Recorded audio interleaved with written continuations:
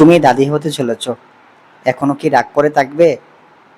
আরসের কথা শুনে তানহা বেগম থমকে গেলেন। হাতে ধরা তবজিটা আস্তে করে থেমে গেল। কয়েক সেকেন্ড তিনি শুধু ফোন কানে চেপে ধরে রাখলেন, কথাটা ঠিকমতো বিশ্বাসই করতে পারছেন না। কি বললি তুই? আরস মুচকি হেসে ধীরে বলল, হ্যাঁ আম্মু, তুমি দাদি হতে চলেছ। কথাটা শেষ হতেই তানহা বেগমের চোখ ভিজে উঠল। এতদিনের অভিমান, রাগ, কষ্ট যেন এক মুহূর্তে শেষ হয়ে গেল। তিনি নিজের দুর্বলতা প্রকাশ না করে গম্ভীর কণ্ঠে বলল, বৌমা কোথায়? আরিয়া বাসায়, আমি হসপিটালে আছি। তানহা বেগম নিজের গম্ভীরতা বজায় রেখে ভারী কণ্ঠে বললেন, এই অবস্থায় একা থাকা ঠিক না। যত যাই হোক, আমার ঘরের প্রথম নাতি নাতনি। কোনো ক্ষতি হোক আমি চাই না। তুই ওকে নিয়ে এই বাসায় চলে আয়, আমি তোর বাবাকে ম্যানেজ করে নিব। এখন আবার ভাবিস না আমি তোদের বিয়েটা মেনে নিয়েছি, শুধুমাত্র আমার নাতি নাতনির জন্য তোদের আসতে বলেছি। আরও ঠোঁট কামড়ে হাসি চাপার চেষ্টা করলো। তার মা যে নরম হয়ে গেছেন সেটা কণ্ঠ শুনেই বোঝা গেছে। তবুও ইচ্ছে করেই বলল, আচ্ছা আম্মু, তাহলে আমরা গেলে দরজা থেকে বের করে দেবা না তো? তান্না বেগম সঙ্গে সঙ্গে কড়া গলায় বললেন, বেশি কথা বলিস না, চুপচাপ ওকে নিয়ে চলে আয়। আরও হাসলো। সে জানতো এই খবর শুনলে তার মা কখনো না করবেন না, কারণ সে বাচ্চা খুব পছন্দ করেন। বড় ছেলে মিহাদের বিয়ে হলেও গত 5 বছরেও কোনো বাচ্চা হয়নি। তা নিয়ে মনের কোনো কষ্ট থাকলেও তা প্রকাশ করেন না। প্রকাশ করলে ছেলে আর ছেলের বৌমা কষ্ট পাবে, তাই হয়তো প্রকাশ করেন না।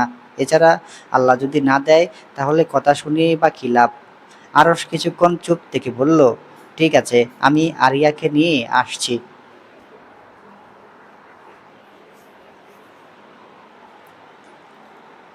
ফোন কেটে যেতেই তানহা বেগম কিছুক্ষণ চুপ করে বসে রইলেন।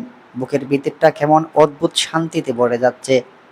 এতদিন ধরে নিজের রাগটাকে আঁকড়ে ধরেছিলেন, কিন্তু দাদি শব্দটা শুনে সব কিছু কেমন এলোমেলো হয়ে গেল।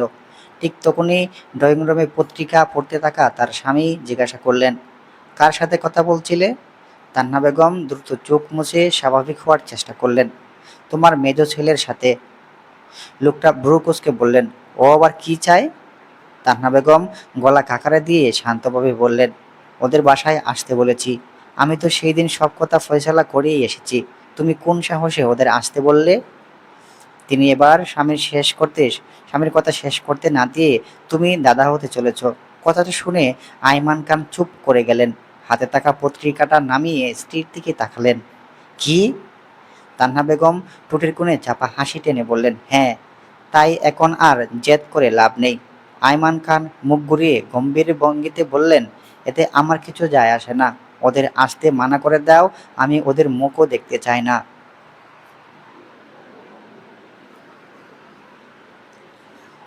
তান্না বেগম মুচকি হেসে বললেন, সেটা নাতি নাতনি কোলে নিলেও বলো।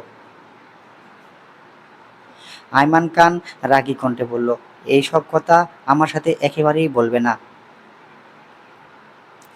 আরশ আজ দ্রুত হসপিটাল থেকে বাসায় ফিরল। হসপিটালে থাকতেই আরিয়াকে মেসেজ করে জানিয়ে দেয় যাতে রেডি হয়ে থাকে, আজ জামা কাপড় প্যাকিং করে রাখে। আর আরিয়া এত বড় প্রশ্ন করলো কেন, রেডি হবে, কোথায় যাবে? সেই প্রশ্নের উত্তরে আরশ শুধু বলল সারপ্রাইজ। এতটুকুর বাইরে একটা শব্দও বলল না। আরিয়া আর কি করবে, তাই রেডি হয়ে বসে রইল। আরিয়া সোফায় বসে ব্যাগের চেনটা বারবার খুলে আবার বন্ধ করছিল। কয়েকবার সে ফোন হাতে নিয়েও আবার রেখে দিল। কল করবে কিনা বুঝতে পারছে না। ঠিক তখনই কলিং বেলের শব্দ শোনা গেল। আরশ দরজার সামনে দাঁড়িয়ে বলল, রেডি? আরিয়া দরজার কাছে দাঁড়িয়ে ভ্রু কুঁচকে তাকালো। কোথায় যাচ্ছি আমরা? আপনি কিছুই বলছেন না কেন? আরশ ঠান্ডা গলায় বলল, বললাম তো সারপ্রাইজ, এবার বেশি প্রশ্ন না করে চলুন। আরিয়া কিছুক্ষণ চুপ থেকে তাকিয়ে রইল, তারপর গাড়িতে উঠে বসলো। গাড়িতে চলতে শুরু করতে সে জানালার বাইরে তাকিয়ে রইল, মনটা কেমন অস্থির লাগছে। কিছুক্ষণ পর সে আবার বলল, আপনি কি কিচ্ছু লুকাচ্ছেন? আরশ স্টিয়ারিংয়ের চোখ রেখে শান্ত গলায় বলল, আপনার জন্য যা অপেক্ষা করছে সেটা আগে বলে দিলে আনন্দটা মাটি হয়ে যাবে।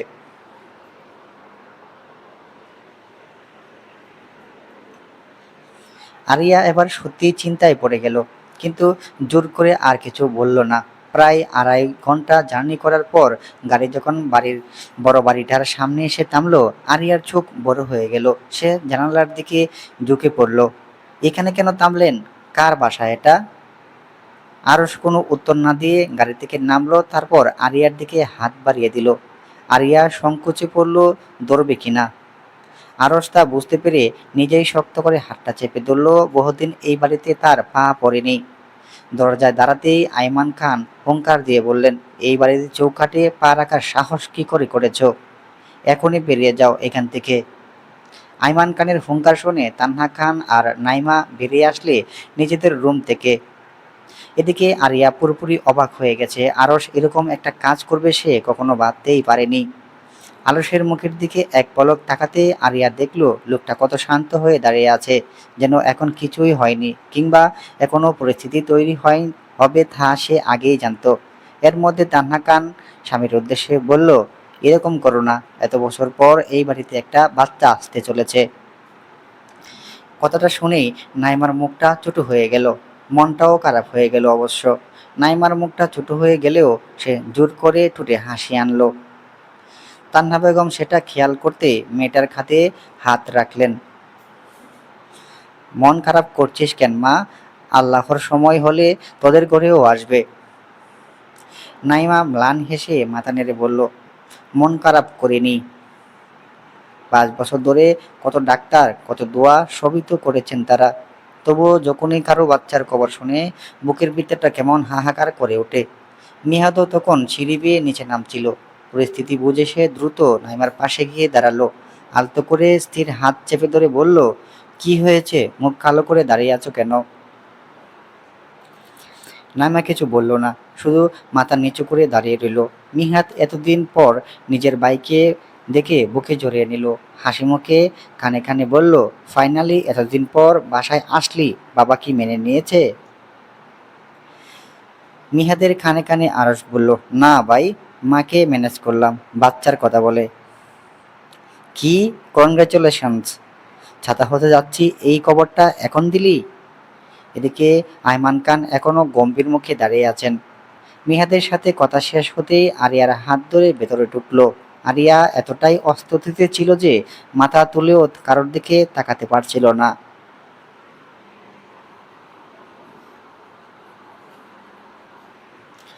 তান্হা বেগম এগিয়ে এসে বললেন, এই অবস্থায় দাঁড়িয়ে থাকবে কেন? ভিতরে আয় মা। মা ডাকটা শুনে আরিয়া অবাক হয়ে তাকালো। এই মহিলা যে তার মুখ দেখতেও চাইতেন না, নানান খারাপ কথা তাকে সেদিন বলছে, তিনি আজ তাকে এত স্বাভাবিকভাবে ডাকছেন। আরশ পাশে দাঁড়িয়ে মুচকি হাসল। আরিয়া তার দিকে তাকাতেই সে চোখের ইশারায় ভরসা দিল। ড্রয়িং রুমে বসতেই কাজের মহিলা পানি এনে দিল। এই ঘরে আমাদের একসাথে থাকতে হবে, কিছু করার নেই। যেহেতু সবাই জানে আমরা হাজব্যান্ড ওয়াইফ, এক ঘরে না থাকলে সন্দেহ করবে।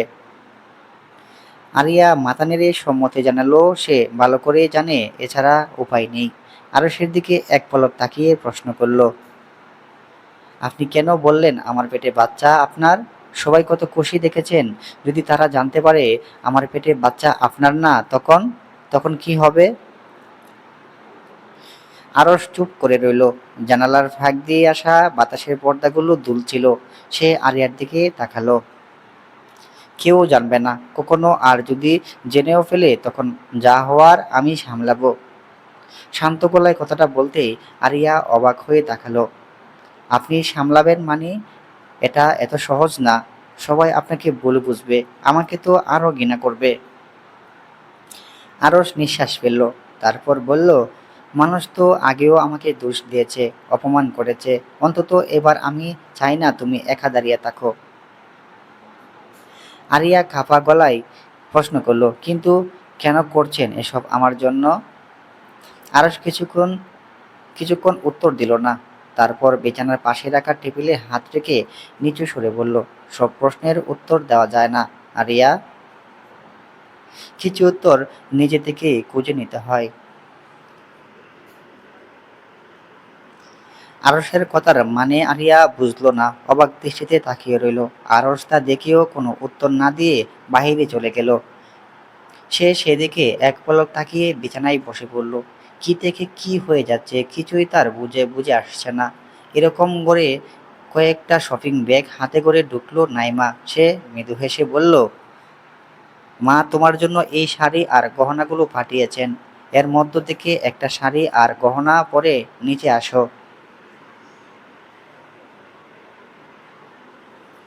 আরিয়া কি বলবে বুঝতে পারছে না। সে তো ঠিক করে শাড়ি পরতেই পারে না। এখন কি করবে? কিছুক্ষণ চুপ করে রইল। শপিং ব্যাগগুলোর দিকে তাকিয়ে তার বুকের ভিতর অস্তুতি জমে উঠছিল। দ্বিধা ভুলে সে মিনমিন করে বলল, আমি শাড়ি ঠিকভাবে পরতে পারি না। নাইমা হালকা হেসে বলল, এতে লজ্জার কি আছে, আমি আছি তো। আরিয়া আর কিছু বলল না। ব্যাগ খুলতে ভেতর থেকে একটা হালকা নীল রঙের শাড়ি বের হলো। নাইমা পাশে এসে বলল, এইটা পরো, তোমার উপর খুব মানাবে। আরিয়া মাথা নিচু করে শাড়িটা হাতে ধরে আঁচলটা কাঁধের উপর ফেললো। আয়নার সামনে দাঁড়িয়ে আরিয়া নিজের দিকে তাকালো। নীল শাড়িটা তার গায়ে অচেনা এক নতুন রূপ এনে দিয়েছে।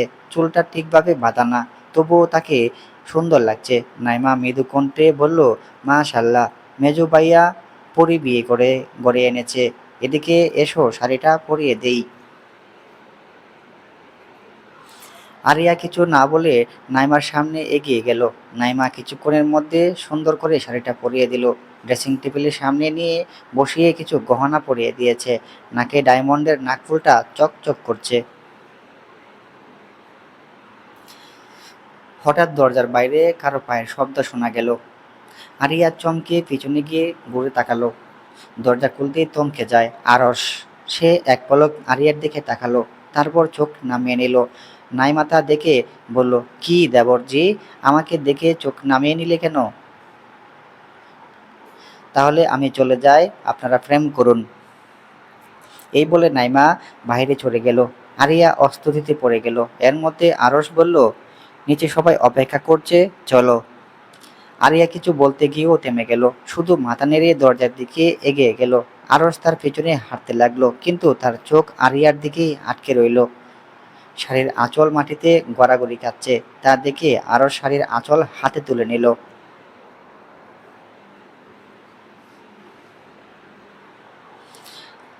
আরিয়ার বুকের ভিতরটা দুক দুক করতে লাগলো। হঠাৎ পিছন থেকে শাড়ির আঁচল আটকে যাওয়ায় পেছনে ফিরে তাকাতেই দেখলো আরশ শাড়ির আঁচল ধরে দাঁড়িয়ে আছে। আরশ কিছু না বলে শাড়ির আঁচলটা আরিয়ার হাতে ধরিয়ে দিল। চোখ নামিয়ে আবার সামনে হাঁটতে শুরু করলো। সিঁড়ির কাছে পৌঁছাতেই নিজ কথাবার্তায় শব্দ ভেসে আসলো। আরিয়া বুঝতে বাকি নেই নিচে অনেকজন মানুষ রয়েছে। নিচে নামতেই সবাই একসাথে তাকিয়ে রইল। আরিয়া সালাম দিল সবাইকে। কয়েকজন অপরিচিত মহিলা বসে আছেন। সালামের উত্তর দিয়ে তাদের একজন বলল, তানহা, তোমার বৌমা তো অনেক সুন্দর। যে মেয়েটার সাথে তোমার ছেলে বিয়ে ঠিক করেছিলে তার থেকে হাজার গুণ সুন্দর। তানহা বেগম ততমত কে মুখে বললেন, তোমাদের নজর লেগে যাবে আমার বৌমার গায়ে। মাশাআল্লাহ বলো, আর পুরনো কথা বলে আমার নাতি নাতনি বা যেই আসুক তার জন্য মন খুলে দোয়া করো। আরিয়া মাথা নিচু করে দাঁড়িয়ে আছে। সবাই তার দিকেই তাকিয়ে আছে। আরশ তার পাশে এসে দাঁড়ালো। এবার ঠান্ডা গলায় বলল, অস্বস্তি লাগছে? আরিয়া মাথা নেড়ে হেঁ সূচক জবাব দিল। তা দেখে আরশ আবার বলল, গড়ে চলে যাবেন? আরিয়া মিনমিনিয়ে বলল, এখন চলে গেলে ওনারা খারাপ ভাববে। আর আপনি এভাবে ফিস ফিস করে কথা বললেন না, ওনারা কিন্তু খারাপ বলবে। দূরে দাঁড়ান। খারাপ বললে বলুক, তাতে আমার কিছুই যাবে আসবে না। আমি আরও কাছে এসে দাঁড়ালে বা ওনাদের সামনে জড়িয়ে ধরলেই বা কি? আরিয়া দ্রুত বলে উঠল, চি। এই বলে আরশের পাশ থেকে সরে গিয়ে নাইমার পাশে গিয়ে দাঁড়ালো। হঠাৎই সামনে থেকে একজন মধ্যবয়সী মহিলা মহিলা বললেন, এদিকে এসো, আমার পাশে এসে বসো। আরিয়া বসার আগেই আরশ হালকা মাথা নেড়ে তাকে ইশারা করলো। তার ইশারা বুঝতে পেরেও আরিয়া সেদিকে বুক রেফ না করে মহিলার পাশে বসে পড়ল। সে বসাতেই মহিলা নানান কথা বলতে শুরু করলো। সেসব কথা তার পছন্দ হচ্ছে না। সবার সামনে থেকে উঠে যাওয়াটা খারাপ দেখাবে, তাই উঠতেও পারছে না। আরিয়া বিরক্ত হবে বুঝতে পেরেই আরশ আগেই মানা করেছে, তবুও সে বসেছে। আরস তা বুঝতে পেরে সিঁড়ি বেয়ে উপরে চলে গেল। এদিকে আরিয়া অনেকক্ষণ যাবৎ সবার সামনে সবার কথা শুনছে আর ভদ্রতা সূচক হেসে মাথা নাড়াচ্ছে। এর মধ্যে দোতলা থেকে আরসের চিৎকার ভেসে আসলো, আরো, আরো উপরে আসো। আরসের এরূপ ডাক শুনে আরিয়া হাসতে লাগলো। এর মধ্যে একজন মহিলা তানহা বেগমের উদ্দেশ্যে বলল, দেখলে তোমার ছেলে কেমন বউ পাগলা, 5 মিনিট বউ ছাড়া থাকতে পারে না। এই বলে সবাই হাসাহাসি করতে লাগলো। তানহা বেগম বললেন, তা পাগল হবে না, আমার বৌমা এত সুন্দর। যাও মা, তুমি উপরে যাও, উপরে গিয়ে রেস্ট নাও, নিচে আর নামা লাগবে না। এভাবে আর বারবার সিঁড়ি বেয়ে উঠানামা করতে হবে না, রাতেও নামা লাগবে না। আমি তোমার রাতের খাবার উপরে পাঠিয়ে দেব। আরিয়া হেসূচক মাথা নেড়ে কাশতে কাশতে সিঁড়ি বেয়ে উপরে উঠতে লাগলো। মাথার মধ্যে নানা রকম চিন্তা ঘুরতে লাগলো। আরস এভাবে ডাকছে কেন? রেগে আছে নাকি তার উপর? রাগ করতেও পারে। তখন তার কথা না শুনে সে মহিলার পাশে বসেছিল। এসব বাতে বাতে দরজার টোকা মারলো। ভিতরে থেকে গম্ভীর কণ্ঠে বলল, দরজা খোলা আছে, ভিতরে আসেন। অনুমতি নেওয়ার প্রয়োজন নেই, ঘরটা আমাদের দুজনেরই। আলিয়া দরজা ঠেলে ভিতরে ঢুকলো। ভিতরে ঢুকতেই দেখলো আরস জানালার পাশে দাঁড়িয়ে আছে। আরিয়া ইতস্ত গলায় বলল, এভাবে নিচে থেকে ডাকলেন কেন? সবাই হাসাহাসি করছিল। আরস তার দিকে ফিরল। হাসুক, তাতে কি? আপনার কিছু না গেলে আমারও লজ্জা লাগে। আরস কয়েক সেকেন্ড চুপ করে তার দিকে তাকিয়ে রইল। তারপর এগিয়ে এসে বলল, আপনি অস্বস্তি বোধ করছিলেন ওখানে, তাই ডেকেছি যাতে ওখান থেকে চলে আসতে পারেন। আরিয়া থমকে গেল। শুধু এজন্য? হুম। আরিয়ার চোখ হঠাৎ ড্রেসিং টেবিলের আয়নায় আটকে গেল। আয়নার পাশাপাশি দাঁড়িয়ে থাকা তাদের দুজনের প্রতিচ্ছবি ভেসে আছে। দেখতে খারাপ লাগছে না, বরং ভালোই লাগছে। নীল শাড়ি পরা আরিয়া যে কিনা আরসের কাঁধ পর্যন্ত উচ্চতার, অন্যদিকে কালো পাঞ্জাবি পরা আরস। আরিয়া দ্রুত চোখ সরিয়ে নিল।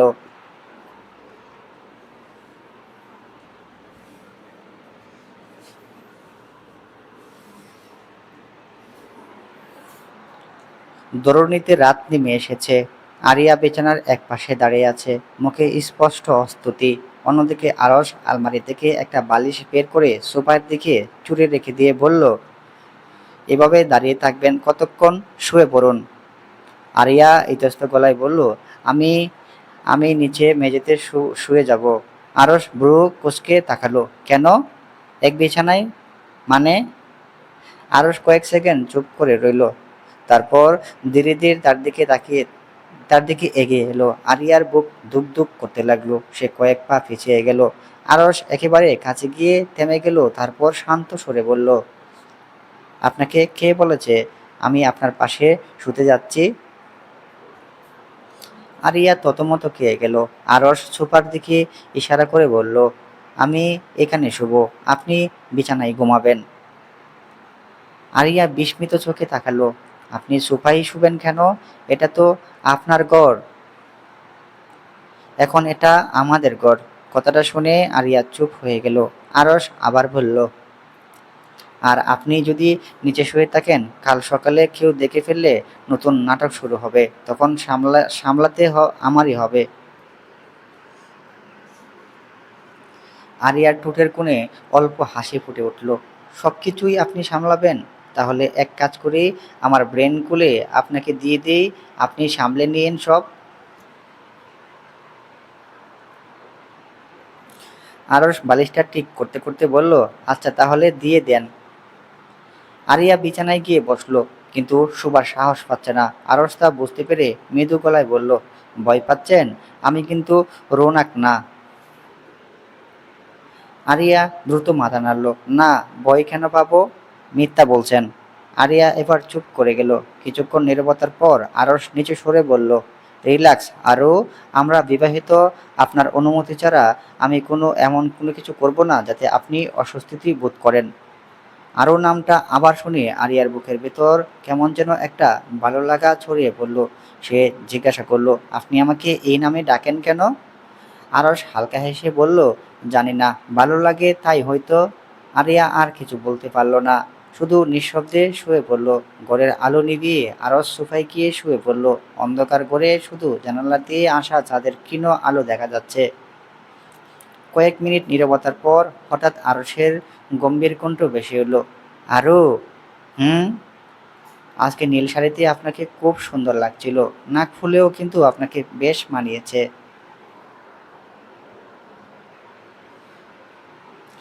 আরশও আর কিছু বলল না, শুধু ঠোঁটের কোণে হাসি নিয়ে চোখ বন্ধ করল। কানবাড়ির পরিবেশ দিন দিন আরো খারাপ হয়ে উঠেছে।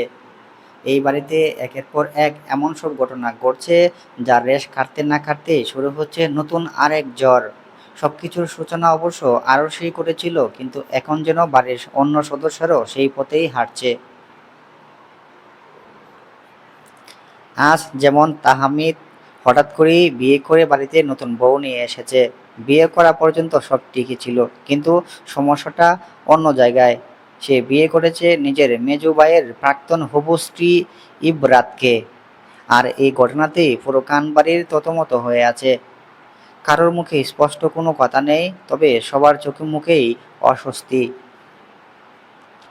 আইমান খান কোনো কথা ছাড়াই ঘরে গিয়ে দরজা বন্ধ করে বসে আছেন। আরশ চলে গেছে হসপিটালের মিহাতের অফিসে। নাইমা আর আরিয়া তানহা বেগমের পাশে দাঁড়িয়ে আছেন। সেই পড়েছেন বিপদে, কি করবে ভেবে পাচ্ছে না। দরজায় ফাহমিদ, এর পাশে বধূ সাজে দাঁড়িয়ে আছে ইবরাত। চোখ মুখ জুড়ে তার সাফল্য জয়ের হাসি, যেন খুব বড় মাপের একটা কাজ সফল করে ফেলেছে। তিন জোড়া চোখের চাহনি অপেক্ষা করে তাহমিদের হাত শক্ত করে ধরে ভিতরে প্রবেশ করলো ইবরাত। তানহা বেগম তাদের দিকে এক পলক তাকিয়ে ক্রুপ্ত কণ্ঠে বললেন, এরকম একটা কাজ করার সাহস কি করে পেলি তাহমিদ? লজ্জা করলো না একটু নিজের মেজো ভাইয়ের প্রাক্তন বাগদত্তা স্ত্রীকে বিয়ে করে গড়ে তুলতে?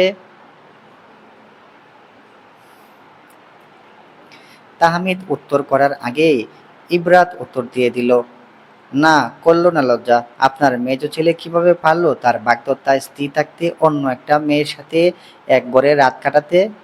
আবার তাকে বিয়ে পর্যন্ত করলো, সেটা আপনারা মেনেও নিলেন। তাহলে আমরা কি দোষ করেছি? তান্না বেগম রেগে গেলেন, কয়েক কদম এগিয়ে গিয়ে ক্রুব্ধ কণ্ঠে বলল, আরস তো তোমার মতো এঙ্গেজমেন্ট করতেই চায়নি। আরস তো তোমার সাথে এঙ্গেজমেন্ট করতেই চায়নি। তুমি নিজেই আমাদের বোঝালে যে তোমার সাথে এঙ্গেজমেন্ট করলেও ও কিছুটা স্বাভাবিক হতে পারবে। এক কথায়, তোমার জোরাজুরিতেই তো আমরা এঙ্গেজমেন্টটা করেছি। আরস তো রাজি ছিল না, তোমার প্রেশারে সব হয়েছিল। এখন ও যদি অন্য একটা মেয়ে পছন্দ করে, এতে আমার কি করার আছে?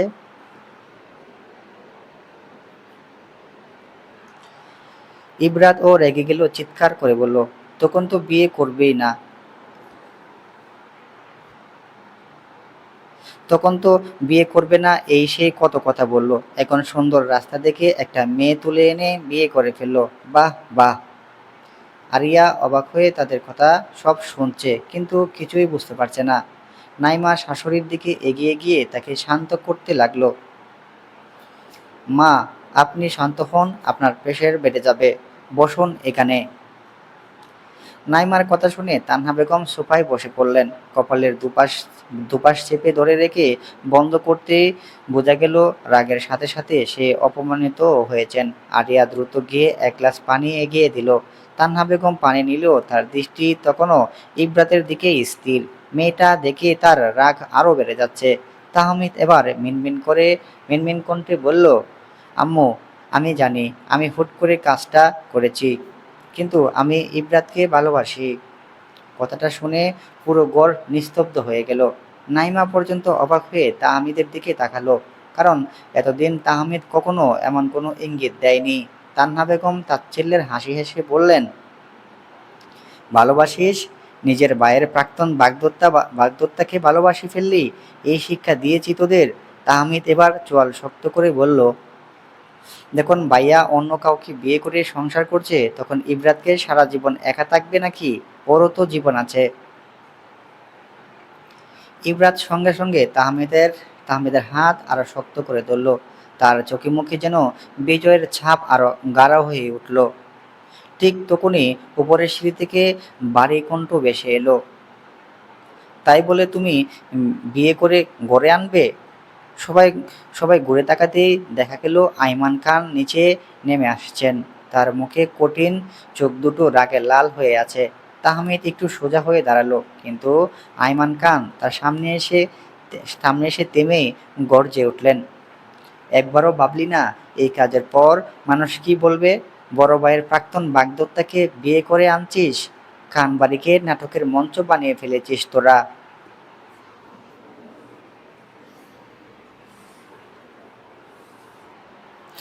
ইবরাত কিছু বলতে যেতেই আয়মান খান হাত তুলে থামিয়ে দিলেন।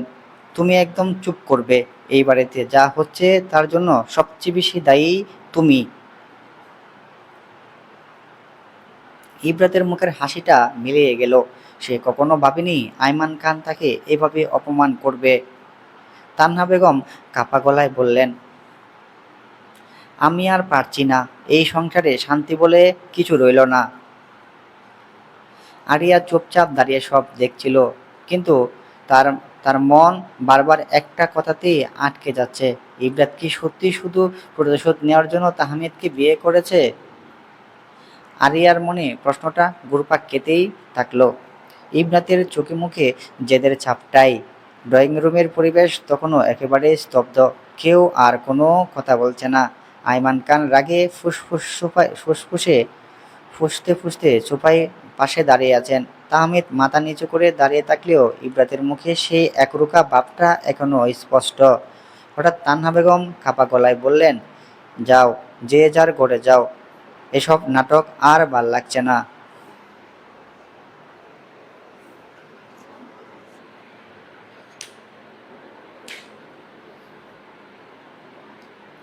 রাত প্রায় 11টা।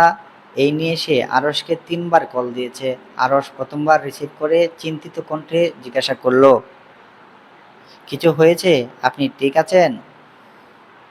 আরিয়া নাসূচক উত্তর দিয়ে বলছে, কিছু হয়নি। বাসায় আসতে কতক্ষণ লাগবে? আরশ মুচকি হেসে বলল, কেন, মিস করছেন নাকি আমাকে? কিছুক্ষণ এর মধ্যে আসছি, অপেক্ষা করুন। এই এই বললে কল কাটলো। বাকি 2বার রিসিভ করে বলল, এই তো বাসার কাছাকাছি। আরিয়া পায়চারি করতে লাগলো। তার মনে আজ সারাদিন নানান চিন্তা ঘুরপাক খেয়েছে। প্রায় 20 মিনিট পর আরশ বাসায় ফিরল। দরজার কলিং বেলের শব্দ হতেই আরিয়া দ্রুত সিঁড়ি বেয়ে নিচে নেমে দরজা খুলে দিল। আরশ কুট খুলতে খুলতে অবাক চোখে তার দিকে তাকালো। কি ব্যাপার, আজ তো দেখি আমার জন্য দরজার কাছেই অপেক্ষা করা হচ্ছে। আরিয়া ঠোঁট কামড়ে কিছুক্ষণ চুপ করে রইল। তারপর শান্ত গলায় বলল, আপনার সাথে আমার কথা আছে। আরশ ভ্রু তুলল, এত সিরিয়াস? আরিয়া উত্তর না দিয়ে রুমের ভিতরে চলে গেল। আরশও তার পিছনে পিছনে ঢুকতে লাগলো। দরজা দিয়ে কোটটা সোফার উপর রেখে ক্লান্ত বিছানায় একপাশে বসতে আরিয়া তার সামনে গিয়ে দাঁড়ালো। মেয়েটার চোখ মুখ দেখে আরশ বুঝে গেল কিছু একটা তাকে ভীষণ ভাবাচ্ছে। কি হয়েছে? আরিয়া কিছুক্ষণ ইতস্ত করে অবশেষে বলে ফেলল, আপনার ছোট ভাই ইবরাত আপুকে বিয়ে করেছে। প্রশ্নটা শুনে আরশ কয়েক সেকেন্ড চুপ করে রইল। তারপর মাথা তুলে তাকালো তার দিকে। তাহমিদ পাগল হয়ে গেছে। সারাদিন মদের নেশায় ডুবে বুদ্ধি লোপ পেয়েছে। ও ইবনাত আপু, উনি কি শুধু প্রতিশোধ নেওয়ার জন্য এটা করেছেন? ইবনাত সবসময় যা চেয়েছে সেটা দূর করেই পেতে চেয়েছে। আগে সেটা ছিল আমি, এখন হয়তো নিজের জেদ। তার থেকে বড় কথা, ও মেয়েটা ভালো না।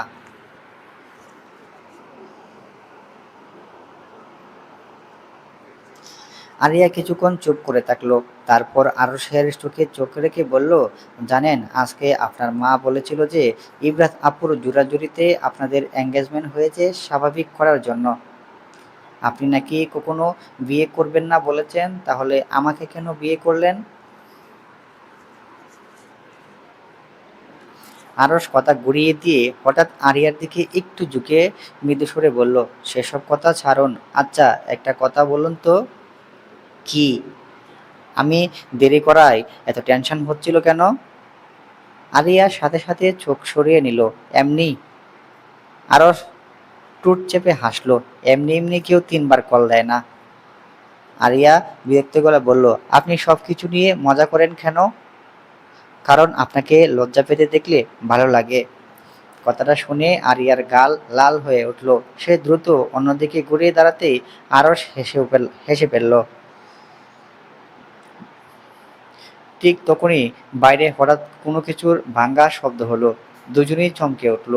আরস দ্রুত দরজা খুলে বাইরে বের হতেই দেখা গেল সবাই তাহমিদের দরজার সামনে দাঁড়িয়ে আছে।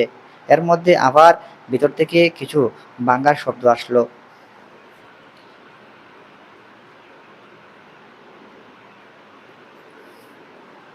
আমার হাত লেগে গ্লাস নিচে পড়ে গেছে, তাই এরকম আওয়াজ হয়েছে।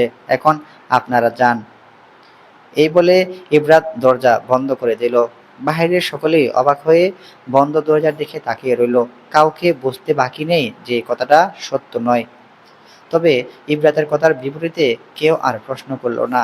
তাহমিদের রুমের সামনে দাঁড়িয়ে থাকা সবাই মুখেই অস্তুতি। এর মধ্যে নাইমা বলল,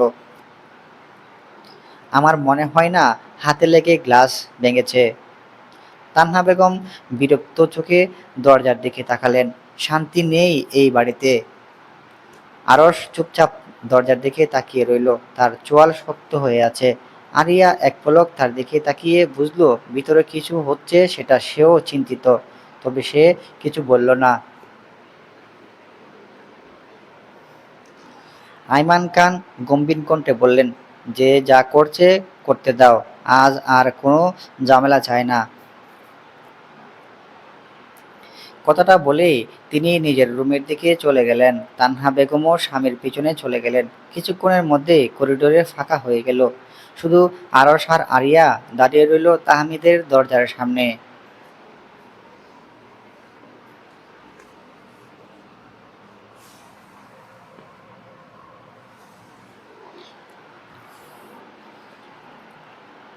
এই সময় কান বাড়ির বরাবরের মতোই শান্ত থাকে, কারণ বাড়ির পুরুষরা যে যার কর্মক্ষেত্র থাকে।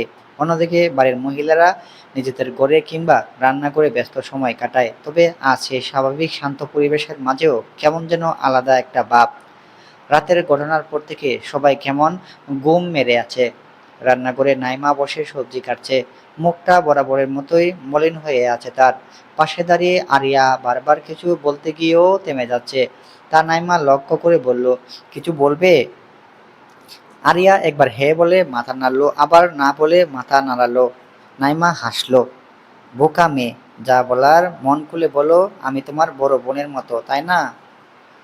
আরিয়া কিছুটা সাহস জুগিয়ে বলল, আপাই, ওনার ব্যাপারে কিছু জিজ্ঞাসা করতাম। নাইমা হাতের ছুরিটা নামিয়ে আরিয়ার দিকে তাকালো। ঠোঁটের কোণে হাসি নিয়ে বলল, কার ব্যাপারে? আরিয়া ইতস্তত করে নিচের দিকে তাকালো।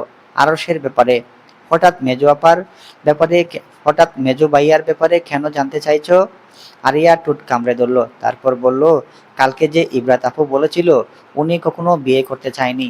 ওনাকে স্বাভাবিক করতে ইবরাত আপুর সাথে এঙ্গেজমেন্ট করা হয়েছিল। এসব ব্যাপারে একটু জানতে চাচ্ছিলাম। তুমি কি কিছু জানো? নাইমা এবার হাসলো। কেমন বোকা মেয়ে, নিজের স্বামীর ব্যাপারে জানবে তাও এত বয়ে বয়ে প্রশ্ন করছে। এই ব্যাপারে তো সবাই জানে। তবে তুমি শুনলে হয়তো তোমার খারাপ লাগবে। খারাপ লাগবে না? বলো তুমি। আরিয়া জোরাজুরিতে নাইমা বলতে লাগলো, প্রায় 5 বছর আগে ভাইয়া একটা মেয়েকে পছন্দ করত। পছন্দ করা বললে ভুল হবে, ভাইয়া প্রায় পাগল ছিল মেয়েটার জন্য। তখন ভাইয়া মেডিকেলে পড়াশোনা করছিল, পড়াশোনা প্রায় শেষ দিকে ছিল। বাসার সবাইকে মেয়েটার ব্যাপারে জানাই ভাইয়া।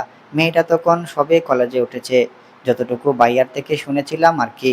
ভাইয়া এমন পাগলামি দেখে বাসার সবাই সিদ্ধান্ত নিয়েছিল ওই মেয়ের বাসায় বিয়ের প্রস্তাব দিবে, কিন্তু কয়েকদিন পর ভাইয়া মানা করে দেয়। এরপর জানতে পারি মেয়েটা অন্য একটা ছেলেকে ভালোবাসে। এরপর আর কিছু ভাইয়া একেবারেই বদলে যায়।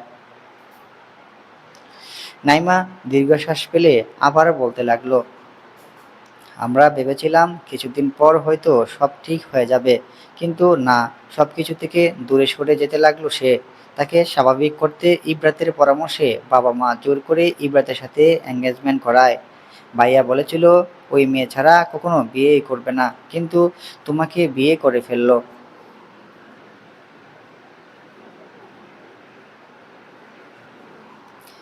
নাইমার কথাগুলো শুনে না চাইতেও আরিয়ার মুখটা মলিন হয়ে গেল। আরিয়া এমন মলিন মুখ দেখে নাইমা বলল, মন খারাপ করো না, এসব শুধু অতীত। ভাইয়ার আচরণ দেখলে মনে হয় সে তোমাকে অনেক ভালোবাসে। আচ্ছা, তোমাদের পরিচয় কিভাবে হয়েছিল? আরিয়া ভড়কে গেল। সে এখন কি বলবে? সব সব বলে দিলে বড় ঝামেলা হয়ে যাবে। কথা কাটানোর জন্য সে বলল, সে গল্প অন্যদিন বলবো, এখন আমি উপরে যাই। এই বলে আরিয়া মলিন মুখ নিয়েই সেখান থেকে প্রস্থান করলো। নাইমা ও পিছু ডেকেছে অনেকবার, তবে না তবে না শুনে সে সিঁড়ি বেয়ে নিচের রুম থেকে উপরে যাবে এমন সময় ইব্রাজ সিঁড়ি বেয়ে নিচে নামছিল। আরিয়াকে দেখে মেকি একটা হাসি দিয়ে ফিসফিস করে বলল, তোমার শান্তির জীবন নরক বানিয়ে দিব। এই বলে ইবরাত নিচে নেমে গেল। আরিয়া সেদিকে তাকিয়ে রইল। মেয়েটা কি অদ্ভুত, শুধুমাত্র নিজের রাগের জন্য এই বাড়িতে বিয়ে করে চলে এসেছে। ঘড়ির কাঁটার টিক টিক শব্দ যাচ্ছে। আরিয়ার ব্যালকনিতে বসে রাতের চাঁদ দেখছে, মুখটা শুকিয়ে আছে তার। কিছু একটা ভাবছে সে। ভাবনায় এতটাই বিভোর ছিল যে আরস বাড়ি ফিরে প্রায় 20 মিনিট ধরে তার দিকে তাকিয়ে আছে। সেদিকে তার কোনো খেয়ালই নেই। শার্টের হাতা গোটানো, চোখে মুখে ক্লান্তির ছাপ, তার দৃষ্টি আটকে আছে আরিয়ার উপর। মেয়েটা আজ অস্বাভাবিক চুপচাপ। সে কিছুক্ষণ নীরবে দাঁড়িয়ে থেকে বলল, ছাদের মাঝে এমন কি দেখছো? আরিয়া চমকে পিছনে তাকালো। আরসকে দেখে জোর করে ঠোঁটে হাসি আনলো। কিছু না। আরস বুক কুঁচকে বলল, তুমি মিথ্যা বললে চোখের নিচের দিকে নামিয়ে ফেলো, এটা কিন্তু আমি লক্ষ্য করেছি। আরিয়া অপ্রস্তুত হয়ে গেল। সত্যিই তো চোখ নামিয়ে ফেলেছে। আরস তার সামনে এসে দাঁড়ালো। কি হয়েছে? আরিয়া কিছুক্ষণ চুপ থেকে বলল, একটা কথা জিজ্ঞেস করলে সত্যি বলবেন? মিথ্যা বলার অভ্যাস নাই। আরিয়া বুকের ভিতর জমে থাকা অস্বস্তিটা চেপে রেখে বলল, আপনি কি কাউকে ভালোবাসতেন? প্রশ্নটা শুনে আরসের মুখের রং মুহূর্তেই বদলে গেল। কয়েক সেকেন্ড নীরব থেকে সে বলল, হঠাৎ এই প্রশ্ন? এমনি। আরস দীর্ঘশ্বাস ফেলল। তারপর ব্যালকনির রিংয়ের হাত রেখে দূরে অন্ধকারে তাকালো। হ্যাঁ, ভালোবাসতাম। এখনো বাসি, পাগলের মতো ভালোবাসি। আমার প্রথম প্রেম, আমার সাদাসিধে জীবনে ঝড় তোলা রমণীকে প্রচণ্ড রকম ভালোবাসি। জীবনের প্রথমবার কাউকে দেখে মনে হয়েছিল এই মানুষটাকে ছাড়া বাঁচা সম্ভব না। খুব বাজেভাবে জড়িয়ে গিয়েছিলাম। আরিয়ার বুকটা মোচড় দিয়ে উঠল। ঠোঁট কামড়ে চোখের পানি আটকে রাখলো। কথাগুলো শুনে বুঝতে পারল না কেন তার কষ্ট হচ্ছে। আরস তার কাছে এগিয়ে এলো। আরিয়া মলিন মুখ করে বলল, আপনি তো কখনো বিয়ে করবেন না বলেছিলেন, তাহলে আমাকে কেন করলেন বিয়ে? অপমান থেকে বাঁচাতে? আরস ঠোঁট এলিয়ে হাসলো। তারপর আস্তে বলল, এসব বাদ দেন, আমার খুব খিদে পেয়েছে, নিচে চলুন, একসাথে খাবার খাবো। আরিয়া অবাক চোখে আরসের দিকে তাকিয়ে রইল। মানুষটা এত সহজে কথার মোড় ঘুরিয়ে দিল যেন কিছুই হয়নি। অথচ তার বুকের ভিতরটা ততক্ষণে জ্বর বয়ে গেছে। সে নিচু স্বরে বলল, আপনি আমার প্রশ্নের উত্তর এড়িয়ে যাচ্ছেন। মেহাল সোফায় বসে ল্যাপটপে কাজ করছে। তখন নাইমা এসে মেহালের পাশে বসে গলা জড়িয়ে ধরে বলল, সারাদিন শুধু কাজ আর কাজ, অফিসে কাজ, বাড়িতে এসেও কাজ। মেহাল ল্যাপটপ থেকে চোখ না সরিয়েই বলল, কাজ না করলে তোমার শপিংয়ের টাকা আসবে কোথা থেকে শুনি? নাইমা ঠোঁট ফুলিয়ে বলল, আমি কি এত খরচ করি নাকি? মেহাল এবার হেসে ল্যাপটপ বন্ধ করে তার দিকে তাকালো। তুমি খরচ করো না, টাকা উড়াও। নাইমা ভ্রু কুঁচকে তার বাহুতে হালকা একটা চাপ দিল। খুব খারাপ আপনি। মেহাল মুচকি হেসে তাকে আরো কাছে টেনে নিল। তারপর লক্ষ্য করলো নাইমার মুখটা ফ্যাকাশে। সে একটু গম্ভীর হয়ে বলল, কি হয়েছে? কিছু ভাবছো? নাইমা দীর্ঘশ্বাস ফেলল। এই বাড়িটার পরিবেশ দিন দিন কেমন অদ্ভুত হয়ে যাচ্ছে, তাই না? ইবরাত আর তাহমিদের ব্যাপার? নাইমা মাথা নাড়ল। শুধু ওরা না, আরশ ভাইয়া আর আরিয়াকেও আজকে খুব খুব শুধু খুব অদ্ভুত লাগলো। মেহাল ভ্রু কুঁচকালো। কেন? আজ আরিয়া আমাকে ভাইয়ার অতীত নিয়ে প্রশ্ন করেছিল। কথা শুনে মেহাল কিছুক্ষণ চুপ করে থাকলো, তারপর নিচু স্বরে বলল, কোন অতীত? ওই যে ভাইয়া একটা মেয়েকে পছন্দ করতো। আচ্ছা, তুমি একটা জিনিস খেয়াল করেছো কি? আরশ ভাইয়া বলেছিল ওই মেয়ে ছাড়া বিয়ে করবে না, কিন্তু ও আরিয়াকে বিয়ে করে এনেছে। ব্যাপারটা কেমন এলোমেলো না? আরেকটা কথা, ভাইয়ার ঘরের সোফায় বালিশ বালিশ আর খাতা ছিল। আমার মনে হয় না ওরা একসাথে থাকে না। দূর, কি সব বলছো? আরিয়া প্রেগনেন্ট ভুলে গেছো?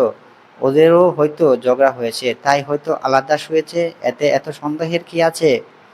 মেহালের কথা শুনে মাইমা থমে গেল। বেশ বেশু কথা বাড়াতে পারল না। আমার কাছে আসার চেষ্টা করবে না একেবারে। তোমার সাথে আমার ডিল কি হয়েছিল ভুলে গেছো? ইবরাত কথাটা বলেই এক পা পিছিয়ে গেল। তার চোখ মুখে রাগে লাল হয়ে আছে। তাহমিদ কিছুক্ষণ চুপ করে তার দিকে তাকিয়ে রইল।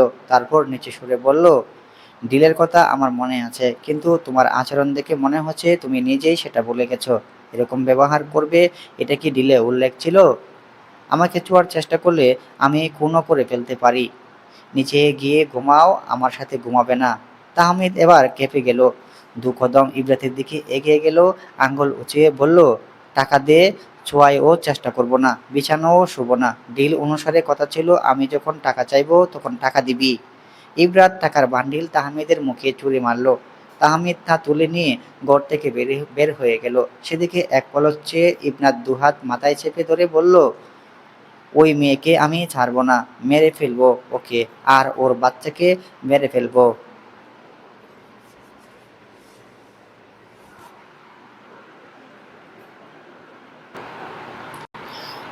পূর্বাকাশে সূর্যের আলো ফুটে উঠতে রাতের অন্ধকার সরে গেছে। শিশির ভেজা গাছের ডগায় মুক্তোর মতো ঝিলঝিল করছে পানির কণা। গাছের ডালে বসে পাখিরা কিচিরমিচির করে নতুন দিনের আগমনী বার্তা ছড়িয়ে দিচ্ছে প্রকৃতির কোণে কোণে। শীতল বাতাস মুখে এসে লাগছে। আরিয়ার মধ্যরাতে মুষলধারে বৃষ্টি হয়েছে। সেই বৃষ্টির রেশ এখনো ছড়িয়ে আছে চারপাশে। ভেজা মাটির গন্ধ। গাছের পাতায় আটকে থাকা বৃষ্টির ফোঁটাগুলো মাঝে মাঝে টুফ টুফ করে নিচে ঝরে পড়ছে। ব্যালকনিতে দাঁড়িয়ে আরিয়া গভীর শ্বাস নিল। সকালের এই নির্মল সৌন্দর্য তার মনকে কিছুটা শান্ত করলেও বুকের ভিতর জমে থাকা অস্থিরতা কাটাতে পারছে না। হসপিটালে যাওয়ার জন্য তৈরি হচ্ছে আরশ। কাল রাত থেকে সে খুব ভালোই লক্ষ্য করেছে আরিয়ার মন খারাপ। কী নিয়ে মন খারাপ তাও সে ভালো করেই জানে, তবে কিছু বলছে না। আরিয়া ব্যালকনির রেলিং হাত রেখে দূরের দিকে তাকিয়ে রইল। চোখের সামনে সবকিছু এত সুন্দর, এত শান্ত, অথচ তার ভেতরটা উল্টো একটা জ্বরের মধ্যে আটকে আছে। কিছু চিন্তা আছে যেগুলো কাউকে বলা যায় না, আবার একা একা বয়ে বেড়ানোও কঠিন। আরিয়া ঠিকই সেই অবস্থাতেই আছে। পিছন থেকে পায়ের শব্দ শুনে সে গাড় ঘাবড়িয়ে তাকালো। আরশ তৈরি হয়ে বারান্দায় এসে দাঁড়িয়েছে। সাদা শার্টের হাতা গোটাতে গোটাতে কিছুক্ষণ আরিয়ার দিকে তাকিয়ে রইল সে। নরম সুরে বলল, সকালে এত সুন্দর আবহাওয়াও তোমার মন ভালো করতে পারল না? আরিয়া চমকে উঠলেও মুখের স্বাভাবিক ভাব আনার চেষ্টা করল। মন খারাপ কেন হবে? কথায় কথায় এমন চমকে ওঠেন কেন? আমি কি বাঘ নাকি ভাল্লুক? আপনি বাঘ ভাল্লুক না, কিন্তু হঠাৎ করে এসে দাঁড়ান, তাই চমকে যাই। আরশ ব্রু উঁচু করল একটা এই কারণেই। উত্তর দিল না। দৃষ্টি আবার দূরে সরিয়ে নিল। সকালের মিষ্টি রোদ তার মুখে পড়ছে। আরশ কিছুক্ষণ চুপ করে তার পাশে দাঁড়িয়ে রইল। তারপর বলল, আমার সাথে এতদিন থাকার পরও একটা জিনিস শিখলে না? তুমি কিছু লুকানোর চেষ্টা করলে আমি শুধু খুব সহজেই বুঝে ফেলি। আরিয়া অন্যদিকে মুখ ঘুরিয়ে বলল, তাহলে যেহেতু বুঝেই ফেলেছেন, কারণটা নিশ্চয়ই বুঝে গেছেন। হ্যাঁ, বুঝেছি। আরিয়া অবাক হয়ে তাকালো। কি বুঝেছেন? বলবো না তোমাকে। এই বলে আরস মুচকি হেসে চলে গেল। আরিয়া সেদিকে ফিরে তাকালো না, মনে মনে বিড়বিড় করে বলল, অন্য একটা মেয়েকে যেহেতু ভালোই বাসেন, তাহলে আমাকে কেন করুণা দেখিয়ে বিয়ে করতে গেলেন? আমার এই অভিশপ্ত জীবন না হয় আমি একাই কাটিয়ে দিতাম। একাকিত্বের সঙ্গে লড়াই করতে করতে হয়তো একদিন অভ্যস্ত হয়ে যেতাম, কিন্তু আপনি এসে আমাকে স্বপ্ন দেখালেন, আশার আলো দেখালেন নতুন একটা জীবনের।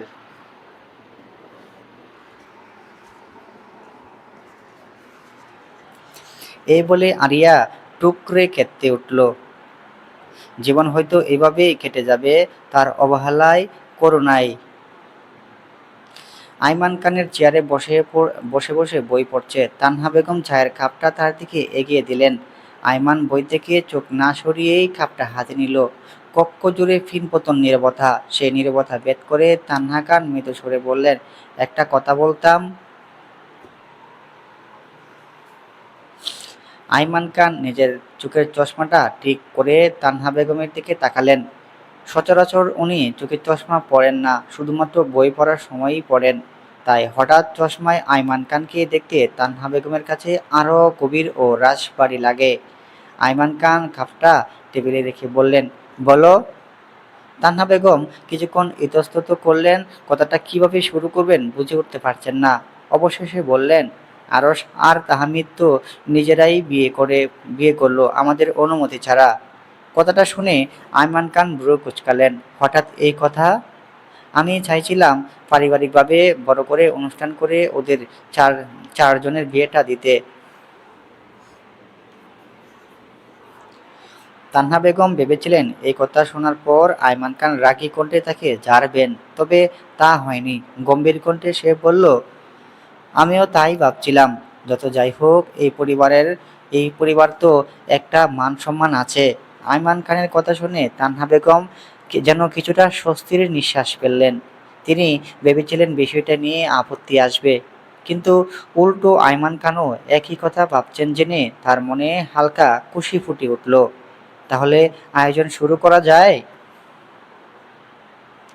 আইমান খান কয়েক মুহূর্ত চুপ করে রইলেন, তারপর ঠান্ডা স্বরে বললেন, শুরু করা যায়, তবে অনুষ্ঠান এমন হতে হবে যাতে কেউ বলতে না পারে খান পরিবারের ছেলেদের বিয়ে চুপিচুপি হয়ে গেছে।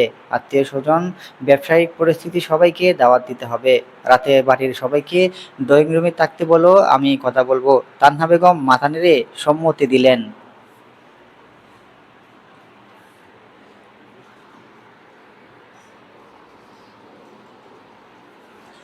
আরিয়া ঘরে বসে নিজের ফোনটা স্ক্রল করছিল।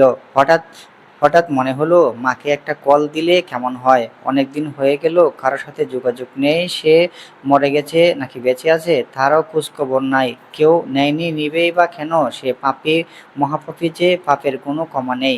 এই পাপের বোঝা তাকে কতদিন বয়ে যেতে হবে আল্লাহই ভালো জানে। দ্বিধায় পড়ে গেল আরিয়া, তার কি করা উচিত? কল করা? যদি তাকে আবার অপমান করে, তখন সে সহ্য করতে পারবে তো? মনটা কেমন অবাধ্য হয়ে চলেছে। তার সব দ্বিধা ভুলে নাম্বারটা ফোনে উঠে কল করলো। কয়েকবার রিং হয়ে কেটে গেল। আরিয়া আবার কল দিল। এবার ওপাশ থেকে কল রিসিভ হলো। রিসিভ হতেই আরিয়া কান্নারত কণ্ঠে বলল, অপমান করো না মা, শুধু তোমার কণ্ঠস্বর শোনার জন্যই কল করেছি। খারাপ কথা শুনলে আমার অন্তর দুমড়ে মুচড়ে যায়। ওপাশ থেকে আতিয়া নীরবে চোখের জল ফেলছে। মেয়ের কণ্ঠস্বর কতদিন পর শুনল। মেয়েটা বেঁচে আছে নাকি মরে গেছে সে খবরও ছিল না তার কাছে। কতগুলো দিন জায়নামাজে ও অজরে কান্না করেছেন তিনি, তার হিসাবও নেই। কাপা কণ্ঠে কিছুই বলতে পারছে না। কিছুই বলতে যাবে তার আগে তাসনিম শাশুড়ির হাত থেকে ফোন কেড়ে নিয়ে কঠিন গলায় বলল, বেহায়া নির্লজ্জ মেয়ে, লজ্জা করে না তোর? পতিতা একটা, বিয়ের আগে অন্য একটা ছেলের সাথে রাত কাটাস। আরিয়া পাথর হয়ে গেল। কিছু বলতে যাবে তার আগে তাসনিম আবার বলে উঠল, নষ্টা নষ্ট দুশ্চরিত্রা মেয়ে, কখনো কল দিবি না এখানে। এই বলে সাথে সাথে কল কেটে দিল। আরিয়া ডুকরে কেঁদে উঠল। বাহিরে বাহিরে জ্বলা সোডিয়ামের আলো জানালা ভেদ করে তার অন্ধকার করে রাখা ঘরে আসলো। রাত তখন প্রায় 11:50 শহরের লোকজন ঘুমিয়ে না পড়লেও দিনের তুলনায় রাতের গতি অনেকটাই মন্থর হয়ে এসেছে। উঁচু উঁচু ভবনের জানালাগুলোতে আলো জ্বলছে, প্রতিটি ঘরের ভেতর আছে আলাদা আলাদা গল্প। ব্যস্ত শহরগুলোতে যানবাহনের সংখ্যা কমেনি এখনো। রাতে শীতল বাতাসে শহরের গরম আবহাওয়াকে খানিকটা কোমল করে তুলেছে। আকাশের দিকে তাকালে দেখা যায় অসংখ্য কৃত্রিম আলোয় ঘিরে তারাগুলো ম্লান হয়ে গেলেও চাঁদের আলো শহরের বুক চড়িয়ে আছে।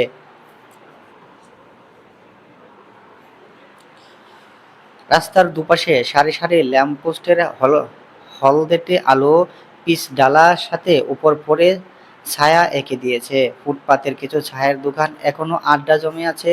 দিনের ক্লান্তি ভুলে কয়েকজন মানুষ ধোয়া ওঠা চায়ের কাপে চুমুক দিতে দিতে গল্পে মগ্ন। তাদের মধ্যে অন্যতম আরস। অনেকদিন পর বন্ধুদের সাথে আড্ডায় মত্ত হয়ে আছে সে। আজকে আড্ডার বিশেষ কারণ তার ছোটবেলার বন্ধু ফাহিম 4 বছর পর দেশে ফিরেছে। ফাহিম আরসের সবচেয়ে কাছের বন্ধু। এতগুলো বছর ফোনের যোগাযোগ থাকলেও সেরকম কোনো কথা হতো না তাদের। বেশিরভাগ সময় দুজন দুজন দুজনের কাজে ব্যস্ত থাকতো। যেহেতু কাল ছুটির দিন, তাই যতক্ষণ ইচ্ছা আড্ডা দেওয়া যাবে তেমন কোনো চিন্তা নেই আরসের মাথায়। তবু মনটা কেমন যেন করছে তার। বন্ধুদের জোরাজুরিতে যেতেও পারছে না সে। আরশের এক হাতে চায়ের কাপ ধরে অন্যমনস্ক দৃষ্টিতে রাস্তার দিকে তাকিয়ে রইল। বন্ধুদের হাসি ঠাট্টা, গল্প আর তর্কের মাঝে তার মন বসছে না। বুকের ভিতর অদ্ভুত এক অস্থিরতা কাজ করছে, যার কারণ সে নিজেও বুঝতে পারছে না। কি রে, এত চুপচাপ কেন? পাশ থেকে হাসান কাঁধে হাত রেখে প্রশ্ন করল। আরশ মাথা নেড়ে বলল, কিছু না। কিন্তু বন্ধুরা তাকে এত সহজে ছাড়ার পাত্র নয়। তারা আবার নিজেদের আড্ডায় মেতে উঠলেও আরশের দৃষ্টি বারবার চলে যাচ্ছে মোবাইলের স্ক্রিনে। কারোর ফোনে বা মেসেজের অপেক্ষায় আছে সে। তবে তাকে হতাশ করে দিয়ে কোনো কল বা মেসেজ আসলো না। আরশের বারবার ফোনের দিকে তাকানো দেখে চার চার জোড়া চোখ আরশের দিকে তাকিয়ে মিটিমিটি হাসছে ফাহিম জিজ্ঞাসা করলো, কি রে, কাহিনী কি? এত ফোন দেখছিস কেন? বাসায় বউ রেখে আসছিস নাকি? ফাহিমের কথা শুনে আতিক বলল, শালাই তো বিয়েই করে নাই, আবার বউ? এছাড়া ইবরাতকেও তো দুই চোখে দেখতে পারে না, তা তা তো জানিস। এর মধ্যে আরো শান্ত কণ্ঠে বলল, বিয়ে করে ফেলেছি আমি, এখন যেতে হবে। আমার বউ আমাকে ছাড়া কষ্ট পাচ্ছে। সবাই একসাথে বলে উঠল, কি? ফাহিম ফিটে চাপড় দিয়ে বলল, তুই ইবরাতকে বিয়ে করেছিস? তুই তো ওকে পছন্দই করতি না, তাহলে ওকে বিয়ে করলি কেন? ইবরাতকে বিয়ে করেনি। আরশের কথা শুনে সবাই কয়েক সেকেন্ডের স্তব্ধ হয়ে রইল। তারপর একসাথে প্রশ্নের বন্যা বইয়ে দিল, তাহলে কাকে বিয়ে করেছিস? কবে করলি? আমাদের কিছুই জানালি না কেন? আরশ হালকা হেসে চায়ের কাপে শেষ চুমুক দিল। তারপর শান্ত গলায় বলল, তোদের সব প্রশ্নের উত্তর একদিনে দিতে পারবো না, সময় হলে সব বলবো। এখন শুধু এতটুকু জান, আমি সত্যিই বিয়ে করেছি। ফাহিম ফাহিম ভুরু কুঁচকে বলল, দেখ, 4 বছর আগে 4 বছর পর দেশে ফিরলাম, এসে শুনছি তুই গোপনে বিয়ে করে ফেলেছিস। ব্যাপারটা কিন্তু হজম হচ্ছে না। হজম না হলে পানি কা। আরশের উত্তর শুনে সবাই হেসে উঠল, তবে তাদের কৌতূহল একটুও কমল না। হাসান আবার বলল, আচ্ছা, ভাবিকে অন্তত একদিন পরিচয় করিয়ে দিবি তো? দেখা যাবে। দেখা যাবে মানে? আমরা কি পর মানুষ নাকি? বন্ধুদের মাঝে তুই যেহেতু আগে বিয়ে করেছিস, তাই তোর উচিত বড় করে পার্টি দেওয়া। আচ্ছা, দিবনে পরে, সব পরে, এখন আমার তাড়া আছে, যাই। এই বলে আরশ বন্ধুদের মাঝখান হতে বের হয়ে আসলো। অন্যদিকে বাবির বলা খারাপ কথাগুলো শোনার পর সন্ধ্যা থেকে কান্না করছে আরিয়া। নাইমা কয়েকবার খাবারের জন্য দরজায় টোকা দিলেও সে বের হয়নি ঘর থেকে। চিন্তিত হয়ে নাইমা শাশুড়ির ঘরেও গিয়েছিল। তানহা বেগম তাকে ডাকতে নিষেধ করে বলেছিল, হয়তো মেয়েটা ঘুমিয়ে পড়েছে, তা ডেকো না ওকে, আরশ আসলে একসাথে খেয়ে নেবে। শাশুড়ির কথা মতো নাইমাও ডাকল না। গাড়ি দ্রুত গতিতে ছুটে চলল ফাঁকা হতে শুরু করা সড়ক ধরে। প্রায় ২০ মিনিট পর বাড়ির সামনে এসে গাড়ি থামলো আরশ। কলিং বেল দিতেই নাইমা দরজা খুলে দিল। নাইমাকে এত রাত পর্যন্ত জেগে থাকতে দেখে আরশ ব্রু কুঁচকে তাকালো। ভাইয়া, খাবার টেবিলে রাখা আছে, আপনি আর আরিয়া কে নিয়েন। কেন, ও খায়নি? নাইমা মুখটা মলিন করে মাথা নাড়ল। না, সন্ধ্যার পর থেকে দরজাও খুলিনি, আমি অনেকবার ডেকেছি। আরশ দ্রুত পায়ে সিঁড়ি বেয়ে উপরে উঠল। হাসি খুশি মুখটা মুহূর্তেই গম্ভীর হয়ে গেল। বুকের ভিতরটা অজানা এক অস্বস্তিতে জেঁকে বসলো। সে দ্রুত পায়ে করিডোর পেরিয়ে নিজের রুমের সামনে এসে দাঁড়ালো। দরজাটা ভেতর থেকে বন্ধ নেই দেখে আরশের ভ্রু আবারও কুঁচকে গেল। ধাক্কা দিতে দরজা খুলে গেল। ভিতরে ঢুকতেই তার চোখ গেল তার পুরো পুরো রুম জুড়ে। রুমের লাইট বন্ধ, শুধু বারান্দার কাছের দরজা দিয়ে চাঁদের ফিকে আলো ভেতরে ঢুকছে। বিছানার এক কোণে গুটিসুটি মেরে বসে আছে আরিয়া। মাথাটা হাঁটুর উপর গুজে রেখেছে সে। এলোমেলো চুলগুলো মুখ ঢেকে রেখেছে। এতক্ষণ কান্না করার কারণ, চোখ মুখ ফুলে গেছে।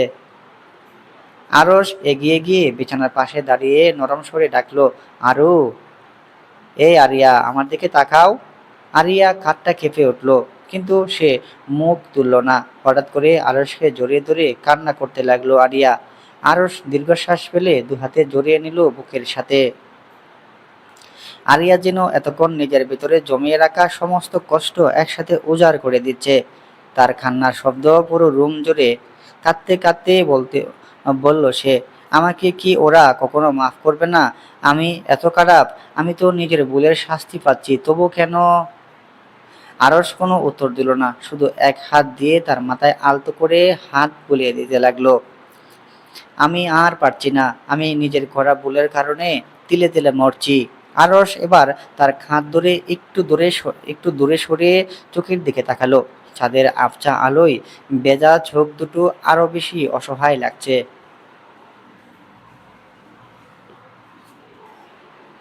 কি হয়েছে পাখি? কে কি বলেছে তোমাকে, বলো আমাকে। কান্না করো না, কান্না থামাও, কি হয়েছে আমাকে বলো। আরিয়া আরো শক্ত করে আরশকে জড়িয়ে ধরে ফুঁফিয়ে কান্না করতে করতে বলল, আজকে আমি মাকে কল দিয়েছিলাম, ভাবি কল ধরেছে। তারপর? আরশ বাকি কথাটুকু আর শোনার প্রয়োজন মনে করলো না। নিজের পকেট থেকে রুমাল বের করে আরিয়ার চোখ মুছে মুছে আরিয়ার চোখের পানি মুছে দিল। বুঝেছি, আর কষ্ট করে বলা লাগবে না। এত কান্না করলে কাল সকালে আয়নায় নিজেকেই চিনতে পারবে না। আরিয়া নাক টেনে বলল, মজা করছেন? না, সত্যি বলছি। সন্ধ্যা থেকে কিছু খেয়েছো? আরিয়া মাথা নাড়ল, না। পানি, সেটাও খাওনি? আরশ চোখ বন্ধ করে একবার দীর্ঘশ্বাস ফেলল। মেয়েটা যে এত জেদি হতে পারে তা জানা ছিল না। চলো নিচে। যাব না। কেন? ইচ্ছে করছে না। আমার করছে। আপনার ইচ্ছে করলে আপনি যান। কথা শুনে আরশ ভ্রু কুঁচকে তাকালো। তারপর হঠাৎ করে দু হাতে আরিয়াকে কোলে তুলে নিল। অপ্রস্তুত হয়ে ছোট্ট একটা চিৎকার দিয়ে উঠল আরিয়া। এই কি করছেন? দরজা যা করার দরকার তাই করছি। আমাকে নামান।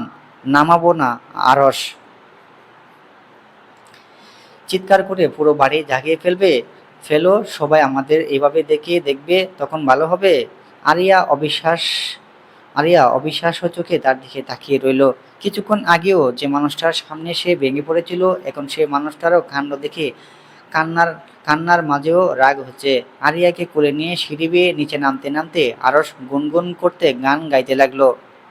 ও বউ গো, ও বউ, ছেড়ে গেলে আত্মার জামাই, মাটির দেহের কিসের বড়াই, ফাঁকা দেহের বিচার করবে কে? ও বউ গো, ও বউ, ছেড়ে গেলে আত্মার জামাই, মাটির দেহে কিসের বড়াই, ফাঁকা দেহের বিচার করবে কে?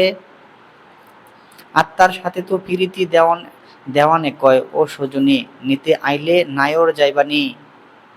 শোনো বউ শুনছনি গো, শোনা বউ শুনছনি গো, নিতে আইলে নায়র যাইবানি। আরশের গুনগুন করে গান গাওয়া শুনে আরিয়া মুগ্ধ হলো, তবে প্রশংসা করলো না। আরশের মুখের দিকে চেয়ে ভ্রু কুঁচকে গেল।